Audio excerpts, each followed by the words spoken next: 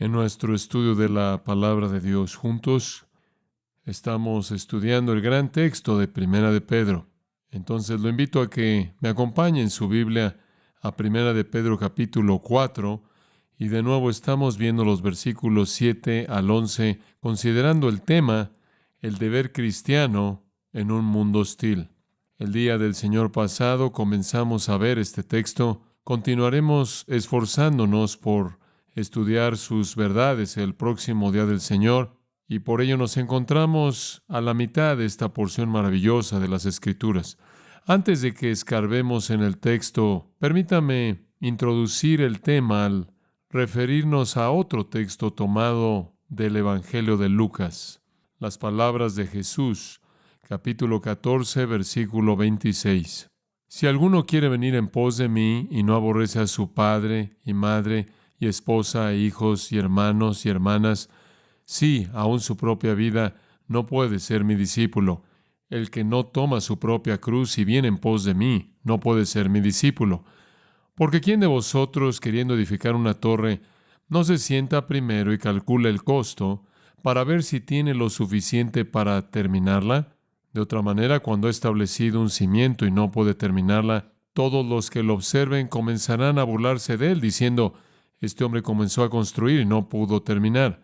¿O qué rey, cuando se prepara para encontrarse con otro rey en la batalla, no se sienta primero y considera para ver si es lo suficientemente fuerte con 10,000 hombres para enfrentarse al que viene contra él con 20,000? De otra manera, mientras que todavía está lejos, envía una delegación y pide paz. Por tanto, ninguno de vosotros puede ser mi discípulo si no entrega todas sus posesiones. Sin entrar en profundidad en ese texto en particular y reservando una profundidad tal para otra ocasión, por lo menos podemos discernir a partir de ese texto que nadie debe convertirse en un seguidor de Jesucristo sin calcular el costo. Y es aparente a partir de ese texto que la implicación es que el costo es muy elevado. Ser un cristiano auténtico demanda una disposición a pagar el precio. Y cuando hablamos de ser un discípulo de Jesucristo, es con eso en mente. Necesitamos alentar a la gente a calcular el costo, a medir el precio, a considerar qué es lo que Cristo pide de nosotros. Es costoso seguir a Jesucristo. Recordamos en la parábola del tesoro en el campo y la parábola de la perla de gran precio, que en cada caso dice que el hombre vendió todo lo que tenía para comprar el tesoro, la perla. En el caso del joven rico, Jesús le pidió que tomara todo lo que tenía, lo vendiera, tomara su dinero, lo diera a los pobres y después lo siguiera a él. Jesús le dijo a algunas personas que querían ser discípulos que él esperaba que dejaran todo, inmediatamente lo siguieran, a costa de cualquier otra cosa que hubieran tenido, y no quisieron y dijeron que tenían que hacer cosas como cuidar de su familia, sepultar a mi padre y demás. Jesús también confrontó a aquellos que se convirtieron en sus discípulos simplemente diciéndoles: dejen sus redes y síganme, dejen su estilo de vida y los asuntos de su vida a cambio de seguirme. No vamos a hablar más del costo de la salvación, pero lo que quiero recordarles es una verdad que fue expresada por lo menos en una ocasión por parte de un hombre llamado Søren Kierkegaard, un filósofo, quien dijo esto: le cuesta aún más a un hombre ir al infierno. Proverbios 13:15 lo dice de esta manera: el camino de los transgresores es duro. El camino del discípulo podría ser costoso, pero el camino del discípulo no es difícil, porque Jesús dijo: tomad mi yugo sobre vosotros y aprended de mí, porque mi yugo es fácil y ligera mi carga. El precio real es pagado por el que no pagará el precio del discipulado. La dificultad pertenece al camino del transgresor. Y todas las Escrituras y toda la experiencia humana meramente registra la realidad de ese hecho. Rechazar la justicia, rechazar la salvación, rechazar el ser un discípulo de Jesucristo es escoger el camino más duro. Una vida de culpabilidad aplastante, una vida de preguntas a las que no encuentra uno respuesta, una vida de decepción sin esperanza, una vida de problemas interminables e imposibles de resolver y después de todo eso, una eternidad en el infierno. Y entonces debemos concluir y recordar, creo, de manera regular, que aunque el costo del discipulado es elevado y aunque demanda una disposición a entregar todo lo que somos por seguir a Cristo, es pequeño cuando es comparado con el precio elevado de rehusarse a convertirse en un seguidor de Jesucristo. Seguir a Jesucristo es costoso, pero fácil, y esa es la paradoja maravillosa del discipulado. De hecho, en 1 de Juan 5:3, Juan inclusive nos recuerda que sus mandamientos no son gravosos. Somos llamados a seguir a Cristo. Somos llamados a ser sus discípulos. Somos llamados como tales a obedecer sus mandatos. Se nos da instrucción clara en la Biblia y también se nos da un poder directo capacitador por parte del Espíritu Santo para cumplir con esos mandamientos y el resultado es gozo. Y si estamos dispuestos a obedecer las doctrinas fundamentales de la vida cristiana en el poder de una vida llena del Espíritu, entonces descubriremos que el yugo es fácil y la carga ligera. Y entonces, mientras que debemos hablar del costo del discipulado, también debemos hablar de la facilidad del discipulado debido a la gran gracia de Cristo dada en el Espíritu. Vivimos en un mundo complejo. Nadie discutiría eso. No obstante, el cristianismo contemporáneo parece estar inclinado en asumir que, debido a que el mundo es complejo, las soluciones a los problemas de los cristianos también son complejas. No obstante, ese no es el caso. El yugo es fácil, la carga es ligera. Un hombre, aunque fuera un necio, no necesita errar. Los sabios y los prudentes no tienen el privilegio de tener acceso a esto. Los comunes y corrientes, lo más bajo, los débiles, los infantes, conocen las cosas de Dios. Los fundamentos de la vida cristiana, creo yo, no son complejos, sino simples, directos. Y yo creo que lo que Pedro comparte con nosotros en este texto nos lleva a los elementos simples, básicos, fundamentales de vivir una vida cristiana. Es uno de esos grandes textos que resumen y que dice tanto en tan pocas palabras. Sígalas conforme leo. Mas el fin de todas las cosas se acerca. Sed pues sobrios y velad en oración.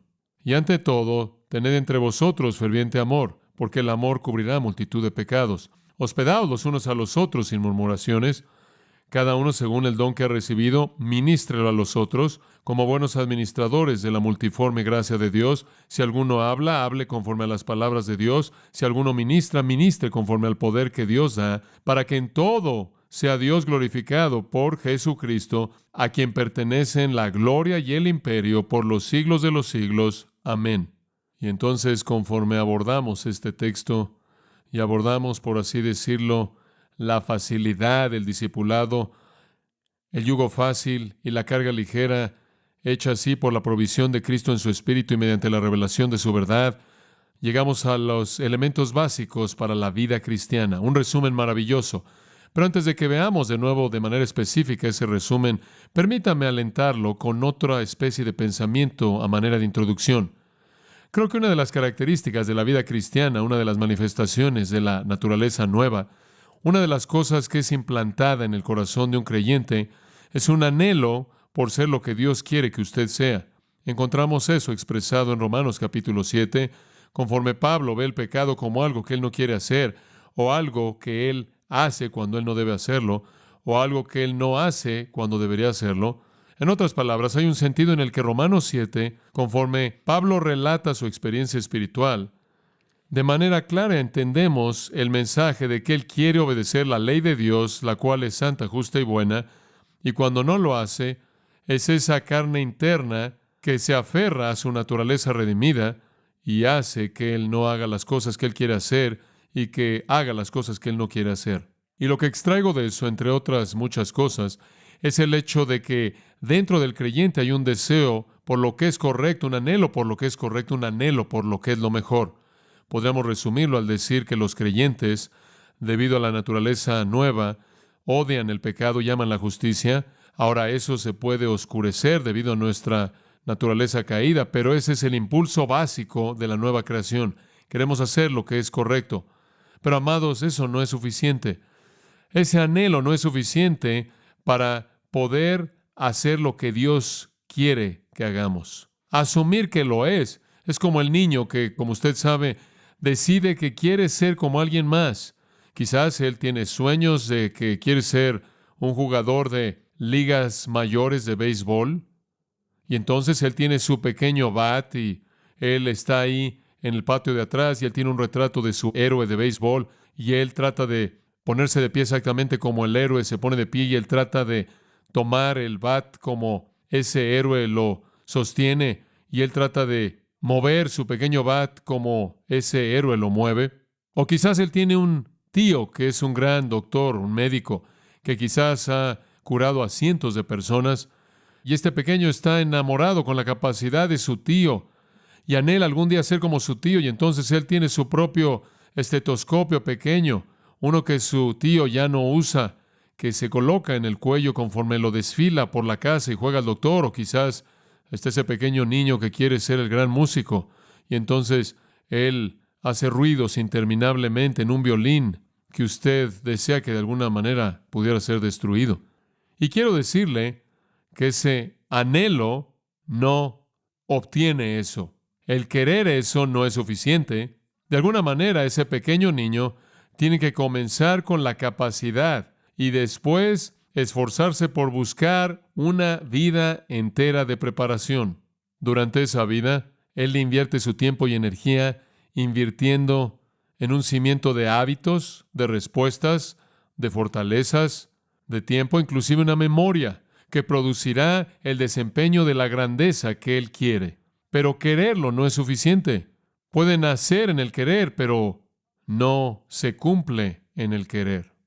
Todos sabemos que un momento exitoso en el bat, en un tiempo crucial en las series mundiales, que hace girar el juego y gana la serie, esa capacidad de desempeñarse en el momento crucial, en un tiempo de crisis, cuando todo está dependiendo de un momento, no es determinado por un deseo fuerte, sino por la profundidad de preparación. ¿No es eso, verdad?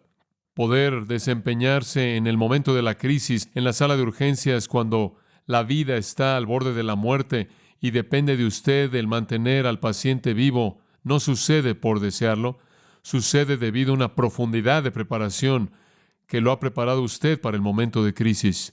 Poder estar de pie ante esa audiencia crítica con un ojo para discernir los errores no sucede por desear que sucediera, sino por la profundidad de la preparación. Sí, una vida de preparación. Y quiero decirles, amados, que hay muchos cristianos, quizás la mayoría de los cristianos, que tienen la visión, por así decirlo, porque pueden ver la imagen de Cristo en la palabra de Dios y tienen el deseo de excelencia espiritual, pero escuche con atención, no tienen la disciplina diaria que es demandada para producirlo.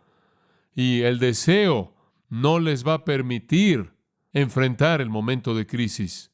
Esta es la razón por la que muchos cristianos bien intencionados se desmoronan en la crisis.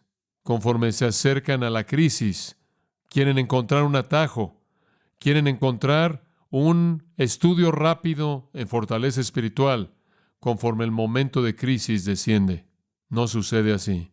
La única manera en la que el yugo es fácil, la única manera en la que la carga es ligera, la única manera en la que usted está listo para la crisis es cuando usted ha sido preparado por la disciplina espiritual de caminar en obediencia a los principios revelados de la vida cristiana. Y no hay atajos, y no hay arreglos rápidos. En las disciplinas espirituales diarias se forma la fortaleza y la valentía y el denuedo y la profundidad que nos hacen enfrentar el momento de crisis como Dios quiere. Los cristianos parecen estar muy presionados por aprender que usted no puede vivir una vida fuera de control y después, cuando el momento de crisis viene, controlarla instantáneamente, vivir y reaccionar como Cristo reaccionaría. Usted no lo puede hacer si en el resto de su vida usted no está viviendo como Cristo quiere que usted viva. pero es simplemente ese tipo de cristianismo superficial que alimenta la superficialidad de nuestra época. Dallas Willard, escribiendo en un libro titulado El espíritu de las disciplinas, dice, y cito, los episodios momentáneos no son el lugar en donde podemos, inclusive por la gracia de Dios, redirigir nuestras tendencias que no son semejantes a Cristo, pero que están profundamente arraigadas de acción y redirigirlas hacia la semejanza a Cristo repentina. Nuestros esfuerzos por tomar el control en ese momento van a fracasar de manera tan uniforme y de manera tan no gloriosa que el proyecto entero de seguir a Cristo parecerá ridículo al mundo que nos ve. Fin de la cita. Él añade, hace algunas décadas atrás apareció una novela cristiana muy exitosa titulada En sus pasos, la cual leímos recientemente. La trama nos cuenta de una cadena de acontecimientos trágicos que llevan al ministro de una iglesia próspera a darse cuenta de cuán diferente de Cristo su propia vida había llegado a ser. El ministro entonces guía a su congregación en un voto a no hacer nada sin que primero ellos hagan la pregunta, ¿qué haría Jesús en este caso? Ahora, conforme el contenido del libro lo presenta claramente, el autor hizo este mismo voto por hacer lo mismo con la intención de seguir a Jesús, de caminar precisamente en los pasos de Jesús. Esto, claro, es una novela, pero inclusive en la vida real, dependeríamos que eso produjera cambios significativos en las vidas de cristianos apasionados que hicieron un voto, así como sucede en ese libro. Después él escribe esto. Pero hay una falla en su manera de pensar. Hacernos la pregunta, ¿qué haría Jesús? Cuando repentinamente, frente a una situación importante, simplemente no es una disciplina adecuada o preparación adecuada para capacitarlo a uno a vivir como Cristo vivió. Sin duda alguna, haría algo de bien y ciertamente es mejor que nada en absoluto, pero ese acto en sí mismo no es suficiente para que de manera valiente y con confianza enfrentemos una crisis y fácilmente nos podríamos encontrar a nosotros mismos llegando a la desesperanza por la tensión de incapacidad en la que nos colocaría. Fin de la cita. El secreto para estar listo para una crisis, de que el yugo sea fácil y la carga sea ligera, es aprender a cómo vivir la vida cristiana todo el tiempo, de tal manera que hemos desarrollado los hábitos, los recursos, las respuestas, el tiempo, las fortalezas, la memoria, la fe, la valentía espiritual para enfrentarlo. Ese es el punto. Comportarnos como Jesucristo es nuestra meta. Pero poder hacer eso no es el resultado de desear, es el resultado de disciplina diaria espiritual. Jesús dijo en Lucas 6:40, solo después de que ha sido totalmente preparado, un hombre será como su maestro. El novelista Leo Tolstoy escribió en una ocasión, la vida entera del hombre es una contradicción continua de lo que él conoce que es su deber. En todo departamento de la vida él actúa en oposición desafiante a los dictados de su conciencia y su sentido común. Fin de la cita. Ahora ya hay un comentario de la tragedia del hombre caído.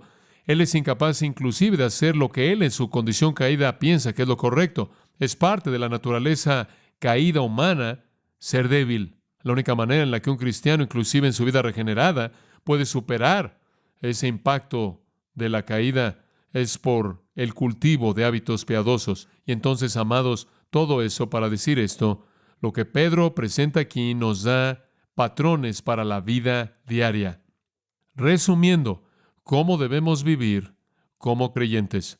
3 puntos en el texto que quiero presentarle. La semana pasada vimos el punto número 1, el incentivo.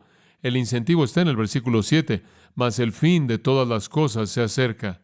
Cuando él dice fin telos, él no quiere decir el cese. No es una idea cronológica, él no se refiere al término. Él quiere decir la consumación, el alcanzar de la meta, el llegar al propósito, el alcanzar el destino, el propósito, y creo que él tiene en mente el regreso de Jesucristo. El incentivo para la vida santa es vivir en una expectativa constante del regreso repentino de Cristo. Pasamos la noche del domingo pasado en eso únicamente. Vayamos al segundo punto, del incentivo a las instrucciones. Las instrucciones. Los versículos 7b hasta la primera parte del versículo 11 nos dan las instrucciones para la vida piadosa. Cómo conducir su vida diariamente de tal manera que usted cultive el tipo de hábitos que le van a ayudar a que permanezca fuerte en la crisis. Cómo vivir el tipo de vida que, aunque el costo del discipulado sea alto, haga que usted diga que el yugo es fácil y la carga es ligera. Que lo haga usted decir que los mandamientos de Dios no son gravosos. Aquí están los patrones de vida que deben ser establecidos. Se dividen en 3 categorías: santidad personal, amor y servicio. Esas son las 3 dimensiones en las que debemos concentrar nuestra vida cristiana. La primera, santidad personal, tiene que ver con nuestra relación con Dios y su palabra revelada. La segunda, amor, tiene que ver con nuestra relación con otros. La tercera, servicio, de nuevo, expresa responsabilidad de cumplir el plan de Dios para nosotros en términos de ministerio dentro del cuerpo de Cristo. Santidad, amor y servicio. Hablemos de la santidad. Observe el versículo 7. Sed pues, dice él, debido a que el fin de todas las cosas se acerca, sed pues sobrios y velad en oración. Esto realmente resume la santidad. El ser sobrio y velar en oración significan que mi vida es tan pura y está tan correcta, está tan bien, que mi comunión con el Dios vivo, santo, no es estorbada. ¿Qué hay acerca de esa afirmación? Sed sobrios. El término viene de una palabra que significa salvar y una palabra que tiene que ver con la mente. Y supongo que podríamos extrapolar a partir de ahí la idea básica, que es de mantener su mente a salvo. Guarde su mente a salvo. Guárdela, protéjala, manténganla clara. Otra manera de expresarlo sería: enfóquela en prioridades espirituales. Fíjela en cosas santas. Tomando la afirmación de Pablo a los Colosenses, poned la mira en las cosas de arriba, no en las de la tierra. También podría implicar aquí no ser arrastrado por la emoción, no ser arrastrado por la pasión. Eso podría ser parte de esto. Es la misma palabra usada en Marcos 5:15, en donde habla de el endemoniado. Recordará usted a quien Jesús libró de la legión de demonios, y dice que él estaba vestido y en su juicio cabal. Mismo término. Es usada en Romanos 12:3. No debemos tener un concepto más alto del que debemos tener, sino pensar con cordura, pensar de manera sensata, llevar nuestra mente, por así decirlo, para que sea cautiva a la verdad divina. Y todo procede de la mente. La Biblia dice: como es su pensamiento en su corazón, tal es él. Una mente sana, un juicio sano, refleja una orientación santa. El mundo influenciado por demonios, pecaminoso, engañoso, que busca satisfacerse a sí mismo, ese mundo en el que vivimos es un lugar muy fácil en el que usted puede perder su manera de pensar espiritual, ¿no es cierto? Es un gran lugar en donde usted puede perder su equilibrio mental y moral. Y entonces Pedro dice: sean saludables espiritualmente. ¿Qué quiere decir? Piense en Dios, piense en cosas espirituales, piense en cosas santas, piense en los pensamientos de Dios. Me lleva de regreso un versículo que aprendí como un niño pequeño, Josué 1:8. Nunca se apartará de tu boca este libro de la ley, sino que meditarás en él de día y de noche, para que guardes y hagas conforme a todo lo que en él está escrito, porque entonces harás prosperar tu camino y todo te saldrá bien. Desde el principio mismo, desde el comienzo, Dios dijo: debes pensar en mi palabra. En Filipenses, como hemos estudiado a lo largo de esa epístola maravillosa que concluimos esta mañana, recordamos bien, yo lo sé, capítulo 4, versículo 8. Por lo demás, hermanos, todo lo que es verdadero, todo lo honesto, todo lo justo, todo lo puro, todo lo amable, todo lo que es de buen nombre, si hay virtud alguna, si hay algo digno de alabanza, en esto pensad. Mantener su mente a salvo, mantenerla sana, aferrarse a ella es vital para la santidad cristiana. Colosenses 3:16 nos da otro principio para esto. Dice: la palabra de Cristo que mora en abundancia en vosotros.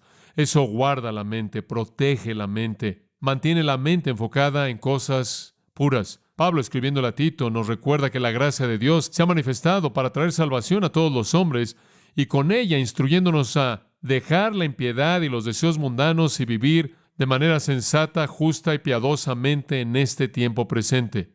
Usted debe llevar su mente cautiva a Cristo, a la palabra de Dios, la gran característica del juicio sano, la gran característica de una mente sensata espiritual, es que ve las cosas en sus proporciones apropiadas, en sus prioridades apropiadas, en sus perspectivas apropiadas.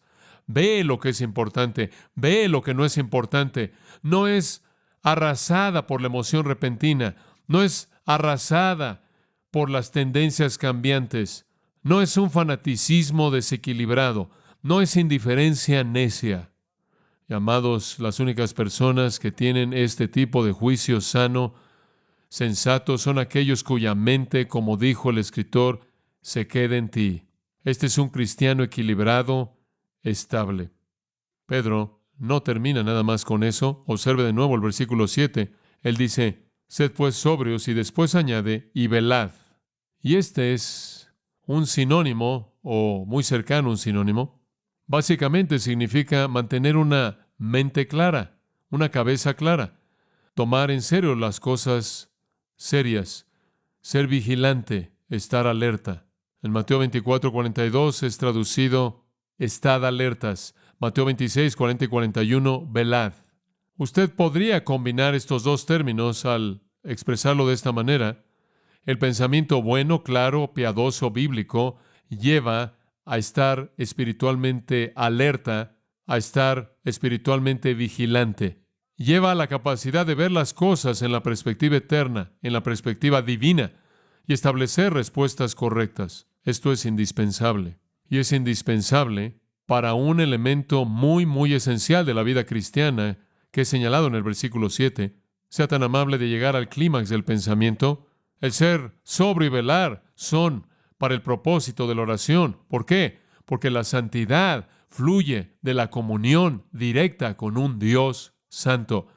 Y cuando esa comunión es estorbada por una mente nublada, una mente desequilibrada, aquello que es lo más importante en la experiencia cristiana se pierde.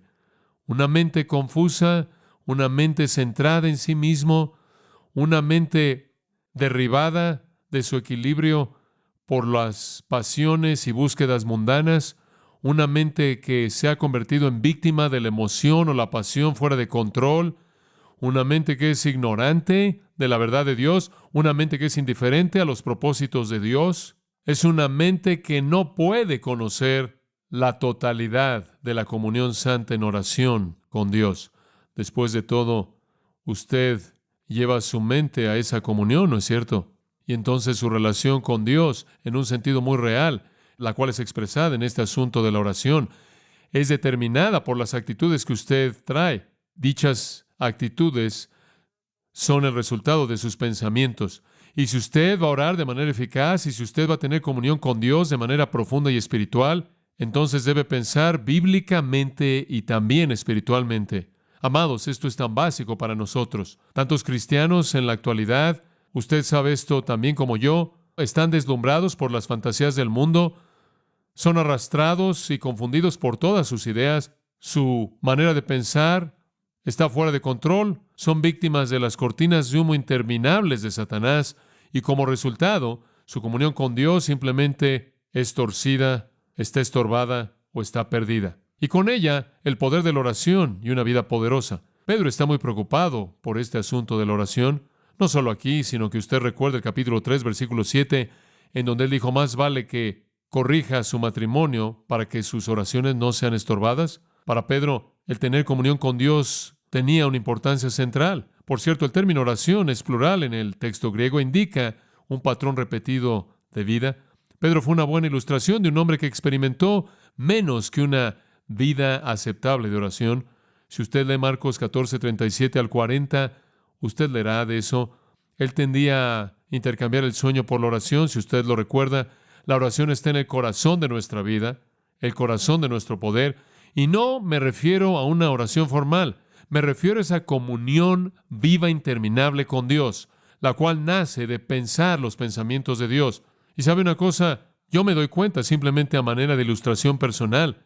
Me doy cuenta de que cuando estoy involucrado profundamente en el estudio de la palabra de Dios y mi mente simplemente está escudriñando profundamente las verdades grandes de Dios en los tiempos de estudio, que hay un flujo de comunión que es inexplicable porque estoy tocando la mente de Dios, aunque sea de manera muy ligera. Estoy tocando el corazón de Dios, e inclusive con una comunión sin expresiones habladas, hay un sentido de presencia abrumadora.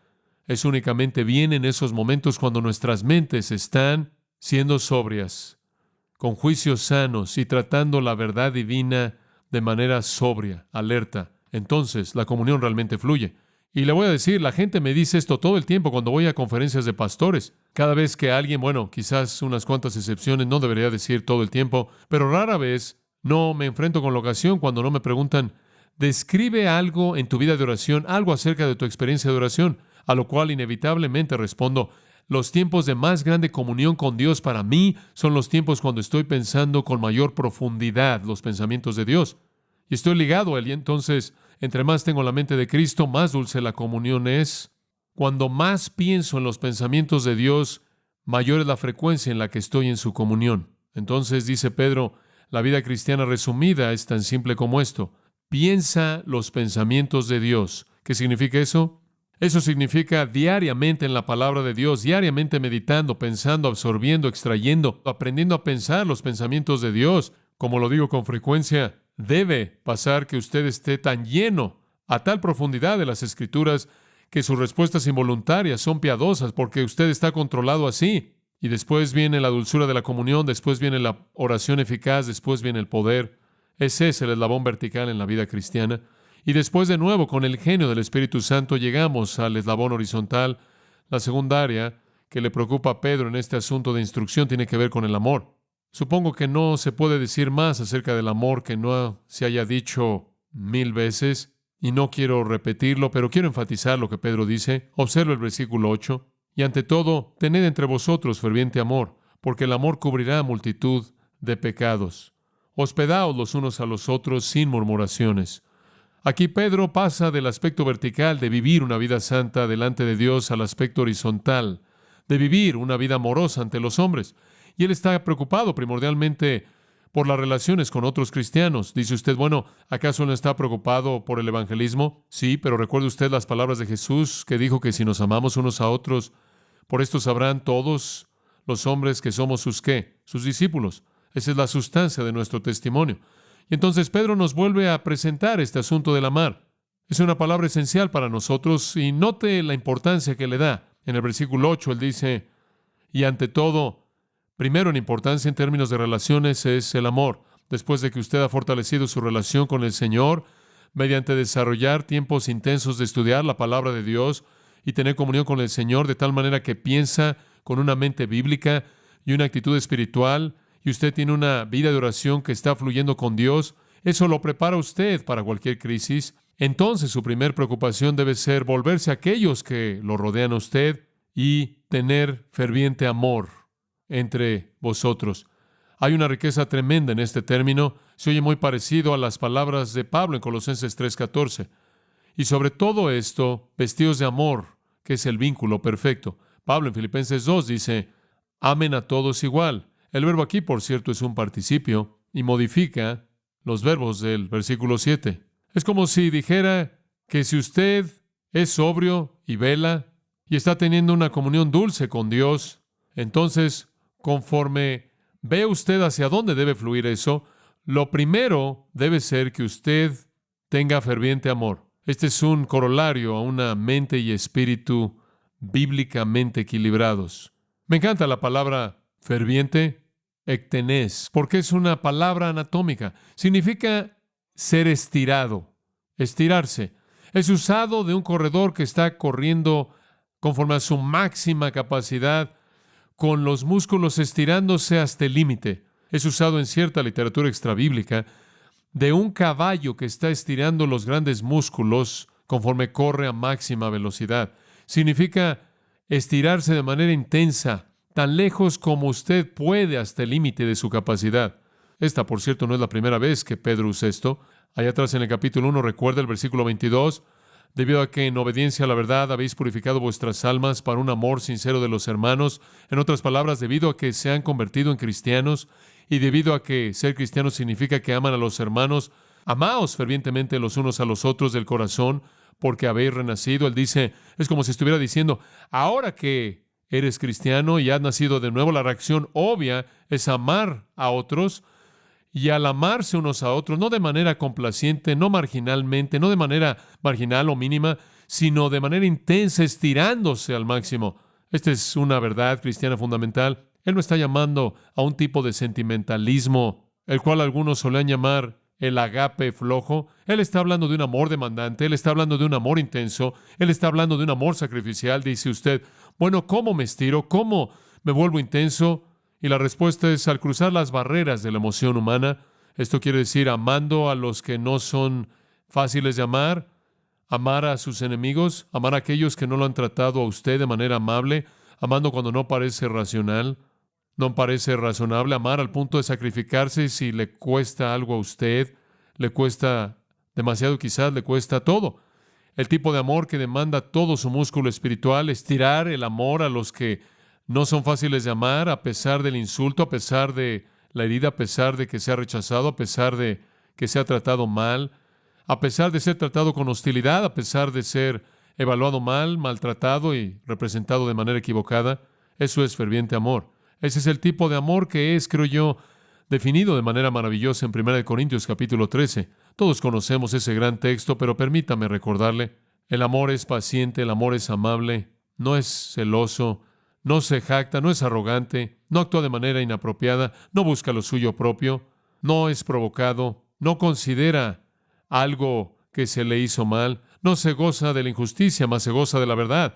Todo lo soporta, todo lo sufre, todo lo cree, todo lo espera, todo lo soporta y nunca falla. Puede recibir todo de cualquier persona en cualquier momento. Cree lo mejor, espera lo mejor, tolera lo peor.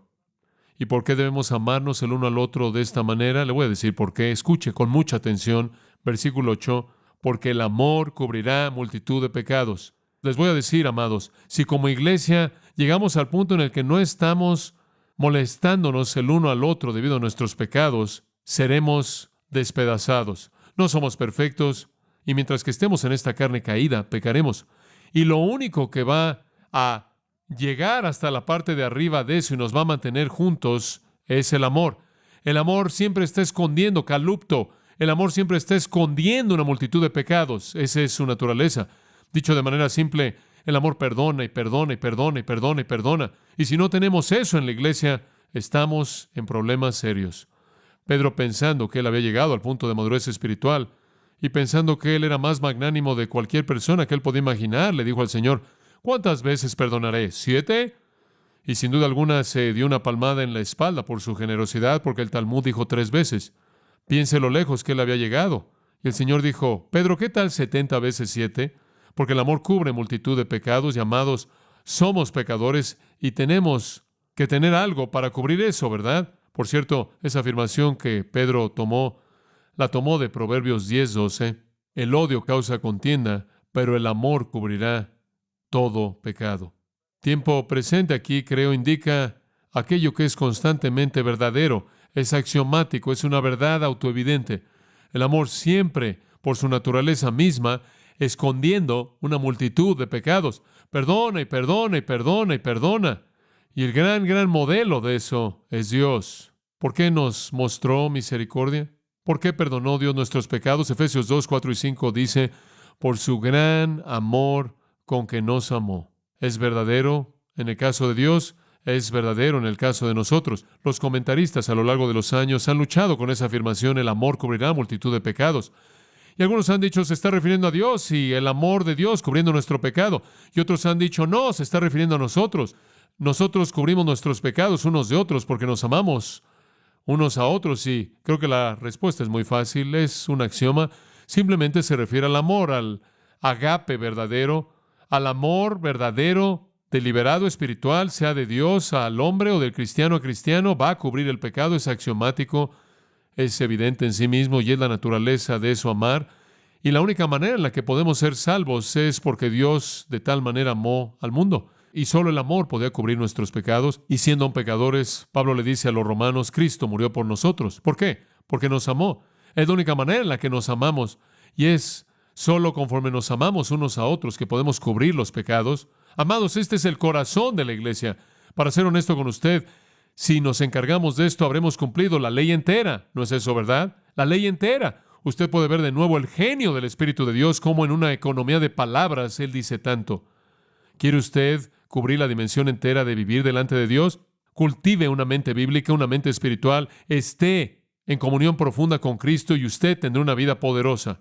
¿Quiere usted saber cómo operar en la complejidad de la iglesia? Simplemente esté tan lleno de un amor que está usted derramando en exceso que usted cubre el pecado. Eso no precluye, por cierto, la disciplina de un miembro no arrepentido. Esto es tratado en otros textos. Pero inclusive en la iglesia, creo que somos mucho más prontos a señalar el pecado de lo que somos a cubrirlo. El odio producirá contienda. El egoísmo producirá contienda. El estar centrados en nosotros mismos va a agitar la contienda. El amor esconderá el pecado. El amor lo ocultará. El amor lo pasará por alto en silencio. ¿Y qué transformación traería eso a la iglesia? Es lo que se encuentra en la base misma de todas nuestras relaciones espirituales. Es un mundo complejo, ¿no es cierto? Pero no hay soluciones complejas, sino simples, no ejecutadas simplemente, dichas de manera simple, ejecutadas únicamente en el poder del Espíritu. Y Pedro da un paso más hacia adelante en este asunto del amor. En el versículo 9 él dice, hospedaos los unos a los otros sin murmuraciones. La palabra aquí significa amar a los extraños.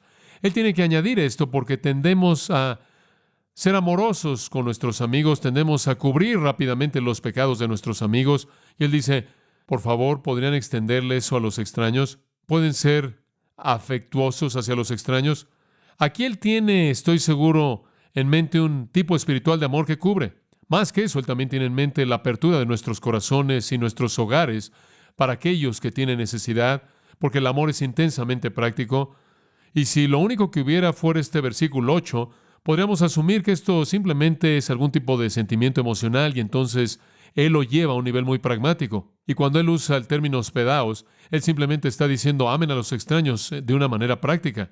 La mayoría habrían asociado esta palabra con abrir el hogar. Toda persona que estudia el trasfondo del Nuevo Testamento entiende que los cristianos que viajaban, ministros que viajaban y predicadores que viajaban, no podían quedarse en las posadas de esos días, las cuales eran poco más que casas de mala reputación. Los primeros cristianos probablemente no pudieron haber existido si no hubiera existido la hospitalidad que se ofreció por parte de la iglesia. Pero hay más que eso. Ciertamente eso es parte de ser hospedador. Abra su hogar, abrace a alguien y me encanta lo que dice en Hebreos. Tengan cuidado por la manera en la que tratan a un extraño. Podrían estar tratando con un ángel, recordando lo que sucedió allá atrás en Génesis cuando Dios y un par de ángeles visitaron a Abraham y a Sara. La hospitalidad se mandó en Éxodo 22, 21, Deuteronomio 14, 28 y 29. Ciertamente Jesús enfatizó dar un vaso de agua fría al menor de los suyos en su nombre. Y ciertamente en Lucas 14, usted tiene el llamado de Cristo a salir a las carreteras y llamar a los pobres y a los ciegos y a los cojos y traerlos a su hogar y alimentarlos. Y Dios ciertamente honra ese tipo de sacrificios. Pero el espíritu entero de esto es mayor que tan solo proveer una comida y abrir una puerta. Es abrazar el hecho de que debemos amar a la gente que está fuera de nuestro círculo normal y hacerlo sin murmuraciones, sin quejarnos, lo que yo llamaría la mentalidad del almanaque de Ricardo el Pobre. El almanaque de Ricardo el Pobre dice, los pescados y las visitas huelen en 3 días. Debe haber una hospitalidad generosa hacia aquellos que no conocemos, una apertura de nuestro corazón hacia ellos. ¿Cuál entonces es el deber del cristiano en un mundo hostil? Es buscar la santidad con Dios, buscar el amor con otros de tal manera que cubrimos sus pecados, para que satisfagamos sus necesidades, sean ellos amigo o extraño. El área final de deber la dejaremos para la próxima vez. Inclinémonos juntos en oración. Padre, te damos gracias de nuevo en esta noche por esta gran palabra para nosotros. Y Señor, no queremos ser como el pequeño niño que quiere ser alguien y asume que quizás por desearlo va a pasar. Que tengamos pensamientos más maduros que ese, saber que comienza con el deseo y se cumple mediante el asunto de buscar y cultivar diariamente los mandatos que tú has presentado para nosotros. Que sepamos que la única manera en la que estamos listos para la crisis, la única manera en la que el yugo se vuelve fácil y la carga es ligera, La única manera en la que el costo elevado del discipulado puede volverse gozoso es cuando estamos preparados para enfrentar la hora inevitable de la prueba, que prueba nuestra fe.